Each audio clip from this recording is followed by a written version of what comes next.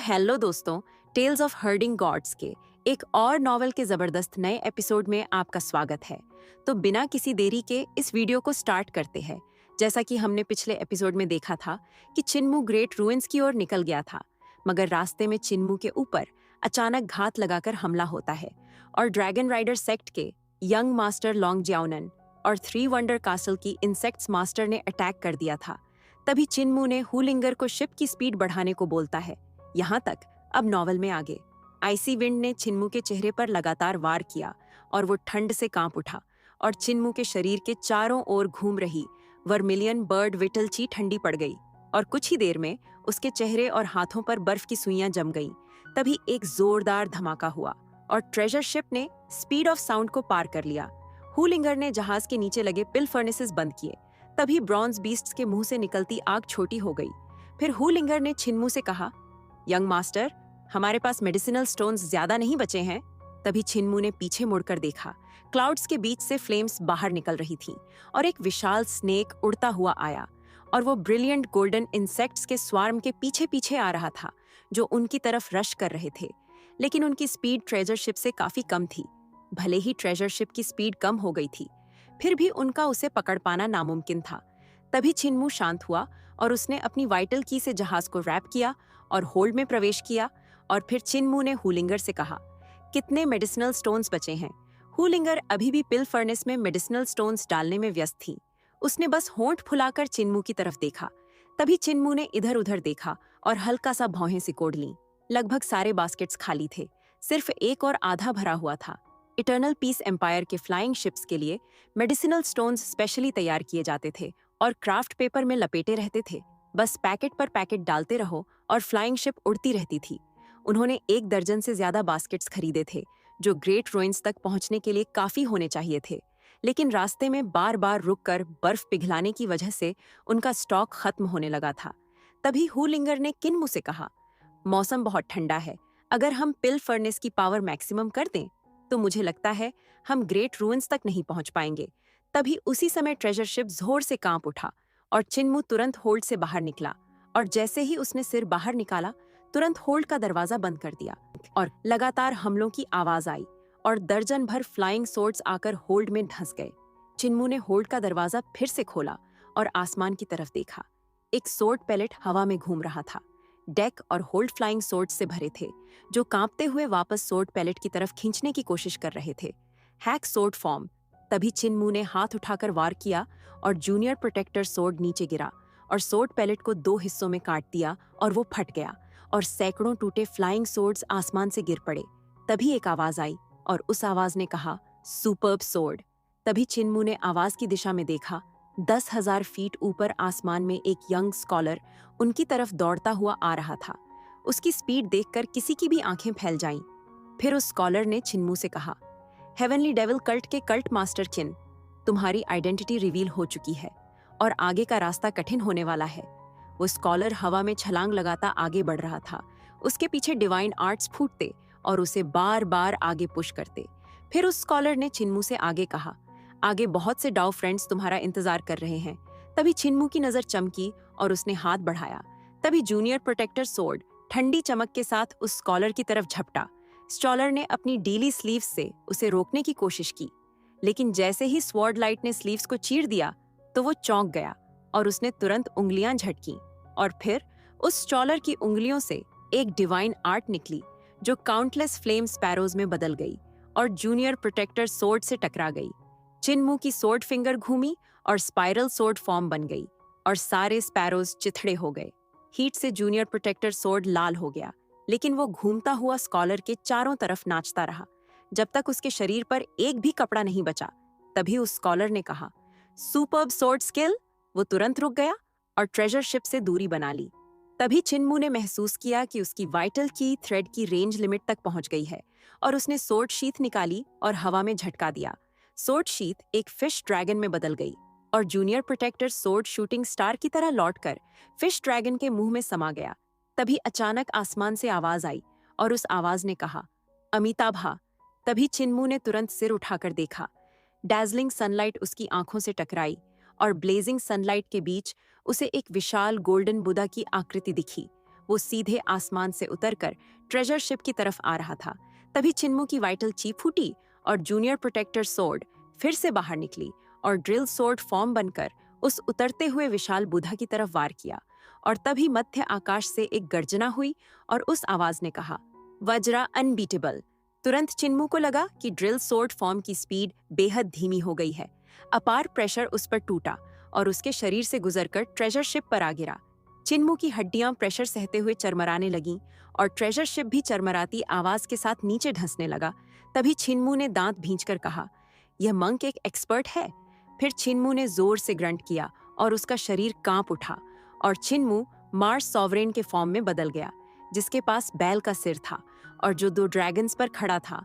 Overlord body 3 elixir technique Mars fire marquess true technique के अनुसार circulate होने लगी और चिन्मू की वाइटल की एक्सपोनेंशियली बढ़ी और ऊपर से आ रहे प्रेशर का मुकाबला करने लगी और चिन्मू की भौहों के बीच मौजूद तीसरी बुल्स आई खुल गई और ऊपर की तरफ फायर की एक बीम दागी।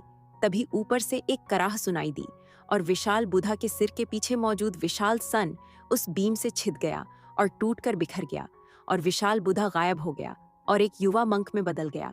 फिर चिन्मू पर पड़ा प्रेशर काफी कम हो गया और चिन्मू के शरीर के चारों ओर जलती हुई आग तुरंत पूरे शिप में फैल गई और उस पर जमी बर्फ को पिघलाने लगी और ट्रेजर शिप की स्पीड एक्सपोनेंशियली बढ़ गई। वह क्लाउड लेयर में घुसकर आगे बढ़ता रहा।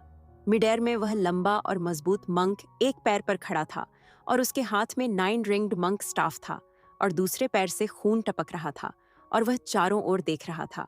उस मंक ने पहले वज्रा अनबीटेबल टेक्निक का उपयोग करके चिन्मू के ड्रिल सोर्ड फॉर्म को सीधा रोका था और जिस पैर से उसने उस सोर्ड मूव को ब्लॉक किया था वह बुरी तरह घायल हो गया था। वज्रा अनबीटेबल टेक्निक पूरी तरह ड्रिल सोर्ड फॉर्म को रोक नहीं पाई थी। चिन्मू फिर मार्स सॉवरेन के फॉर्म में बदल गया था और उसी से चिन्मू ने उस बुधा को नष्ट कर दिया था जिसमें वह मंक वज्रा अनबीटेबल टेक्निक के जरिए बदला था, जिससे उसे पीछे हटने के अलावा कोई ऑप्शन नहीं मिला। तभी मंक की आंखें चमकीं और उसने कहा, उधर।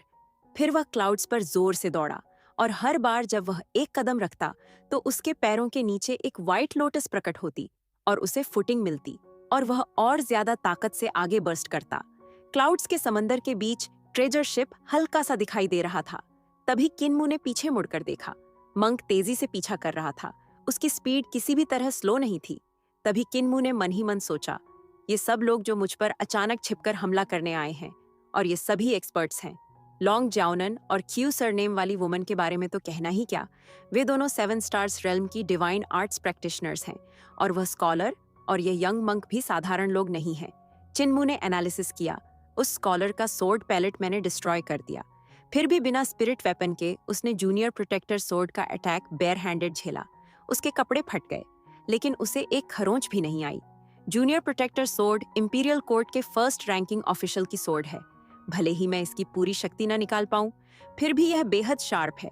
उस स्कॉलर का अपने शरीर को बचा पाना साबित करता है कि वह बहुत शक्तिशाली है और यह लंबा और मजबूत मंक भी असाधारण रूप से शक्तिशाली है। उसने ड्रिल सोर्ड फॉर्म को सीधे झेला और केवल एक पैर घायल हुआ। इससे पता चलता है कि उसका बॉडी ट्रेनिंग कितना सॉलिड है। अगर किन्मू ने यह न समझा होता कि उसके सिर के पीछे का सन ही वज्र अनबीटेबल टेक्निक का क्रूशियल पॉइंट है, तो ट्रेजर शिप शायद दबाव में आकर जमीन पर क्रैश हो जाता। भले ही ये दोनों 7 स्टार्स रेल्म के एक्सपर्ट्स नहीं हैं, लेकिन वे 6 डायरेक्शंस रेल्म के पीक पर हैं और मंक का पैर घायल था। फिर भी उसकी स्पीड बहुत तेज थी। वह धीरे धीरे ट्रेजर शिप के करीब आता जा रहा था। तभी चिन्मू ने आदेश दिया, लिंगर, स्पीड बढ़ाओ। हु लिंगर ने चिन्मू का आदेश सुना और ट्रेजर शिप की स्पीड धीरे धीरे बढ़ी और मंक उनसे दूर होने लगा।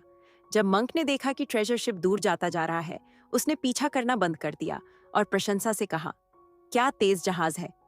चिन्मू ने यह देखा तो उसका दिल बैठ गया। मंक और स्कॉलर दोनों ने उसका पीछा करना बंद कर दिया था। इसका मतलब था कि उन्हें पूरा विश्वास है कि वह उनके एम्बुश से बचकर नहीं निकल पाएगा।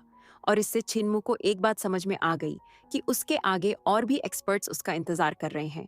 ट्रेजर शिप कुछ देर तक आगे बढ़ा, फिर उसकी स्पीड फिर से कम होने लगी। मेडिसिनल स्टोन्स बहुत कम बचे थे और अगर पिल फर्नेस फुल पावर पर जलता रहा तो स्टोन्स वेस्ट हो जाते और शिप ग्रेट रूइंस तक नहीं पहुंच पाता। तभी चिन्मू ने मन ही मन कैलकुलेशन की, जैसे ही हम क्लाउड के इस एरिया से बाहर निकलेंगे तो हम ग्रेट रूइंस के टेरिटरी में होंगे। तब विलेज ज्यादा दूर नहीं होगा, बस 1000 माइल्स से थोड़ा ज्यादा। फिर चिन्मू ने मार्स सॉवरेन का फॉर्म डिस्पर्स किया और शिप के बो पर आकर आगे देखा, लेकिन इस एंडलेस क्लाउड सी का कोई अंत उसे दिखाई नहीं दिया। और अब ट्रेजर शिप की स्पीड अभी भी काफी तेज थी, लेकिन चेहरे पर पड़ती ठंडी हवा अब सहन करने लायक थी। तभी उसकी नजर क्लाउड सी के ऊपर एक अजीब सीन पर पड़ी। लगभग 1 दर्जन माइल्स दूर रंग बिरंगी रोशनी लगातार घूम रही थी और चारों दिशाओं में चमक रही थी। जैसे जैसे ट्रेजर शिप करीब आया, चिन्मू ने देखा कि ये रोशनी विशाल आइस पिलर्स से निकल रही थी और वे बड़े बड़े आइस सोर्ड्स जैसे थे। जब सनलाइट उन पर पड़ती तो रंगीन रोशनी रिफ्रैक्ट होकर क्लाउड सी में चमकने लगती। हर एक आइस सोर्ड बेहद मोटा था, उसे घेरने के लिए दर्जन भर लोग चाहिए होते। अगर इन्हें सोर्ड की तरह इस्तेमाल किया जाए तो सिर्फ असाधारण रूप से विशाल जायंट्स ही इन्हें चला सकते थे। ये आइस सोर्ड्स क्लाउड सी से उगते हुए लग रहे थे, लेकिन अजीब बात यह थी कि वे सीधे खड़े घूम रहे थे और सनलाइट को अलग अलग दिशाओं में मोड़ रहे थे। साफ था कि ये प्राकृतिक रूप से नहीं बने थे। तभी छिनमू का चेहरा हल्का सा बदल गया और उसने स्टीयरिंग को जोर से दाईं ओर घुमाया। मेटल से बना फ्लाइंग शिप इतना झुक गया कि डेक लगभग क्लाउड सी के वर्टिकल हो गया और शिप एक तेज आर्क बनाते हुए आइस पिलर्स के पास से फिसल गया। तभी चिन्मू ने जोर से चिल्लाकर कहा, लिंगर, पिल फर्नेसेस फुल पावर पर करो। तभी होल्ड से हुलिंगर की शिकायत भरी आवाज आई और हुलिंगर ने चिन्मू से कहा, यंग मास्टर, आप बार बार फुल पावर बोलते रहते हैं। अगर ऐसे ही चलता रहा तो हम सच में ग्रेट रूइंस वापस नहीं पहुंच पाएंगे। मेडिसिनल स्टोन्स सच में बहुत कम बचे हैं। मगर चिन्मू ने उसकी शिकायत इग्नोर की और स्टीयरिंग वापस सीधा किया। तभी उसकी बाईं ओर के विशाल आइस सोर्ड्स अचानक हिलने लगे, जैसे किसी कई भुजाओं वाले जायंट ने उन्हें एक साथ खींच लिया हो। वे हवा चीरते हुए तेज सीटी की आवाज के साथ शिप की ओर वार करने लगे। तभी ट्रेजर शिप की स्पीड अचानक बढ़ी और छिनमू ने उसे कंट्रोल कर नीचे गिरते आइस सोर्ड्स से बचाया। और फिर उसने जल्दी से पीछे मुड़कर देखा। विशाल आइस सोर्ड्स के बीच एक नीले वस्त्र वाली महिला खड़ी थी। वह अत्यंत सुंदर थी, लेकिन उसके चेहरे पर बर्फ जैसी ठंडक थी। वह आइस सोर्ड्स के बीच चल रही थी। उसकी वाइटल ची वाटर ब्लू थी। उसने अपनी वाइटल ची से 1 दर्जन से अधिक भुजाएं बना ली थीं, जो लगातार स्टैबिंग मोशन कर रही थी, और वे विशाल आइस सोर्ड्स उसी के अनुसार वार कर रहे थे। तभी छिनमू ने मन में सोचा, अच्छा है, वह मुझे पकड़ नहीं पाएगी। लेकिन जैसे ही छिनमू ने यह सोचा, नीले वस्त्र वाली महिला की स्पीड अचानक बढ़ गई। वह क्लाउड्स के बीच से तेजी से उनकी ओर दौड़ी। वह पागलों की तरह दौड़ते हुए अपनी भुजाएं लहरा रही थी। छिनमू एक पल के लिए हैरान रह गया। तभी शिप के नीचे से एक भयंकर धमाका हुआ और ट्रेजर शिप बुरी तरह कांप उठा और आकाश में लुढ़कने लगा और लगभग उसे नीचे गिरा देता। छिनमू ने पूरी ताकत से हेल्म पकड़ लिया। जब शिप आखिरकार स्थिर हुआ, तब उसने देखा कि क्लाउड सरफेस से चारों ओर आइस सोर्ड्स उगाए थे। ट्रेजर शिप पहले एक आइस सोर्ड से टकरा चुका था। भले ही वह सोर्ड टुकड़ों में बिखर गया था, लेकिन शिप भी बुरी तरह डैमेज्ड हो चुका था। तभी छिनमू ने गंभीर स्वर में सोचा, इस महिला की एबिलिटी बेहद हाई है। वह पहले वाले मंक से भी अधिक शक्तिशाली है और उसकी स्पीड भी अत्यंत तेज है। फिर छिनमू ने ट्रेजर शिप को कंट्रोल कर आइस सोर्ड्स से बचाने की कोशिश की, लेकिन क्लाउड सी से लगातार और सोर्ड्स उग रहे थे। उनसे बचना और कठिन होता जा रहा था। तभी छिनमू ने एंगर से चिल्लाकर कहा, ड्यूटियन डेविल किंग कहाँ है? तभी होल्ड से ड्यूटियन डेविल किंग आलस्य भरे अंदाज में बाहर आया। उसके चेहरे पर ऐसा एक्सप्रेशन था जैसे मार भी दो तो भी मदद नहीं करूंगा। तभी ड्यूटियन डेविल किंग ने छिनमू से कहा, मुझे क्यों बुला रहे हो? छिनमू ने उसे उस हालत में देखकर सारा गुस्सा उसी पर निकाल दिया और फिर छिनमू ने ड्यूटियन डेविल किंग से कहा, क्या फिर से मेरे पैरों पर घुटनों के बल गिरकर चाटना चाहते हो? अगर नहीं तो आकर मदद करो। तभी ड्यूटियन डेविल किंग ने तीखे अंदाज से कहा, तुम सोचते हो मैं तुमसे डरता हूं? फिर भी वह आगे बढ़ा और ड्यूटियन डेविल किंग ने छिनमू से बोला, मैं ड्यूटियन का रूलर हूं। अगर चाहते हो कि मैं तुम्हें बचाऊं तो पहले पोलाइट होकर रिक्वेस्ट करो। तभी छिनमू के माथे पर नसें उभर आईं और फिर उसने कहा, प्लीज। यह सुनकर ड्यूटियन डेविल किंग प्रसन्न हुआ और मुस्कुराकर बोला, एक दिन ऐसा भी आएगा जब तुम मेरे सामने सिर झुकाओगे। तभी ड्यूटियन डेविल ने देखा कि छिनमू फटने वाला है। तभी उसने तुरंत अपनी मुस्कान छिपा ली और उसके मुंह से डेविल लैंग्वेज गूंजने लगी, जो धीरे धीरे और तेज होती गई। और यह 8 भुजाओं और 4 चेहरों वाला डेविल किंग अपने हाथ आसमान की ओर उठाता है और फ्लाइंग शिप के ऊपर आकाश में एक काला मिरर प्रकट होता है। तभी उस काले मिरर से एक मोटी काली रोशनी की स्तंभ नीचे क्लाउड सी पर गिरती है, जैसे किसी पानी से भरे बेसन में स्याही उड़ेल दी गई हो। काली धुंध चारों दिशाओं में फैल गई। पलक झपकते ही दर्जनों मील के दायरे में काला धुआं छा गया, यहाँ तक कि नीले वस्त्र वाली महिला भी उसमें ढक गई। काले स्मोक के भीतर उस महिला ने कराह भरी और उसका हार्ट अस्त व्यस्त हो गया और तरह तरह के अशुद्ध विचार उसके मन में उमड़ पड़े। यहाँ तक कि क्रिस्टल क्लियर डाओ हार्ट भी उसे सह नहीं सका और दूषित होने लगा। उसकी secrets of hatred parting heavenly sword ने उसके भावों से प्रेम और घृणा को अलग किया और उसके हार्ट में उठते अशुद्ध विचारों को दबाया। तभी उसका डायो हार्ट फिर से स्वॉर्ड हार्ट के साथ एक हो सका, पारदर्शी और निर्मल। लेकिन अब उसकी स्वॉर्ड हार्ट स्याही से रंग गई थी और उसके हार्ट का डेविल जाग उठा, जिसने उसके मन को तरह तरह की इच्छाओं से भर दिया। तभी ड्यूटियन डेविल किंग ने आह भरते हुए कहा, अफसोस, अगर मेरे पास पर्याप्त समय होता तो मैं इस बर्फ जैसी वुमन को आधे दिन में अपने पैरों को चाटने पर मजबूर कर देता। तभी डेविल फॉग के भीतर से बुदा वॉइस गूंजी और वही लंबा और मजबूत मंक वहां आ पहुंचा और उसने बिना कुछ कहे अपना 9 रिंग्ड मंक स्टाफ चला दिया।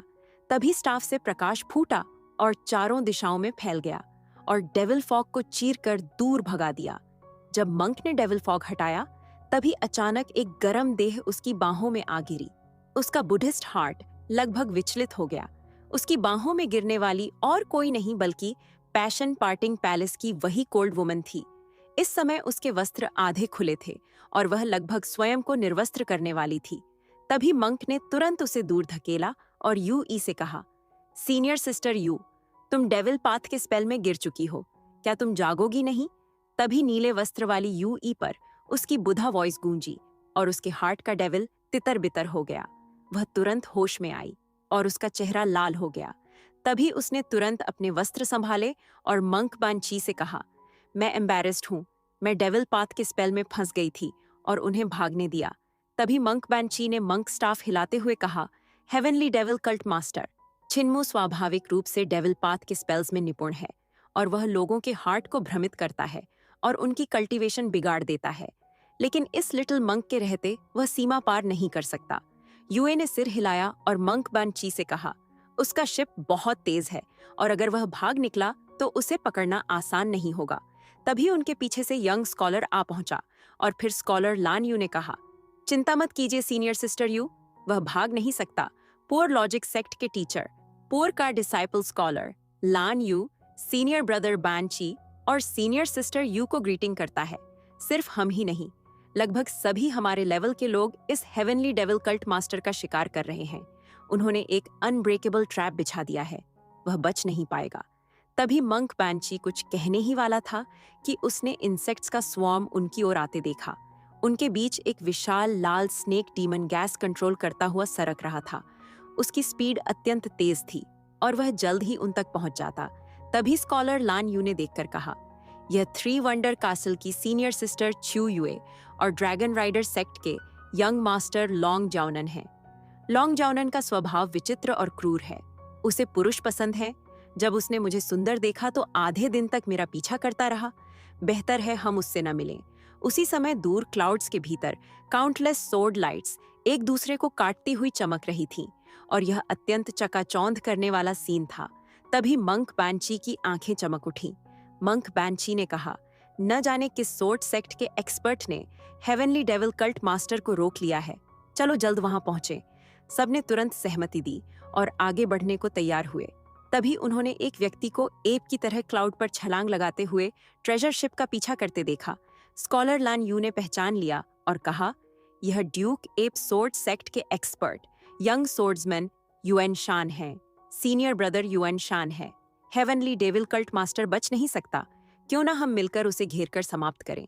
तभी युआन शान रुक गया और उनके पास आने का इंतजार किया।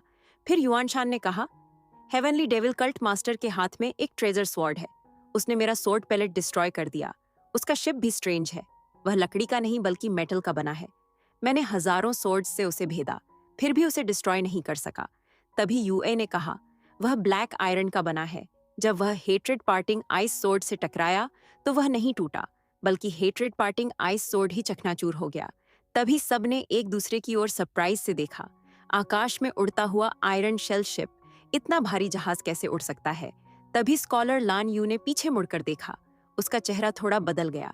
स्कॉलर लान यू ने कहा, लॉन्ग जाओनन आ रहा है, चलो जल्दी यहाँ से निकलें। और इसी के साथ यह एपिसोड यहीं खत्म होता है। और दोस्तों, अगर आपको यह वीडियो पसंद आई हो तो इस वीडियो को एक हाइप और लाइक जरूर करें। और अगर आप इसके आगे का भी एपिसोड देखना चाहते हो तो चैनल को सब्सक्राइब कीजिए।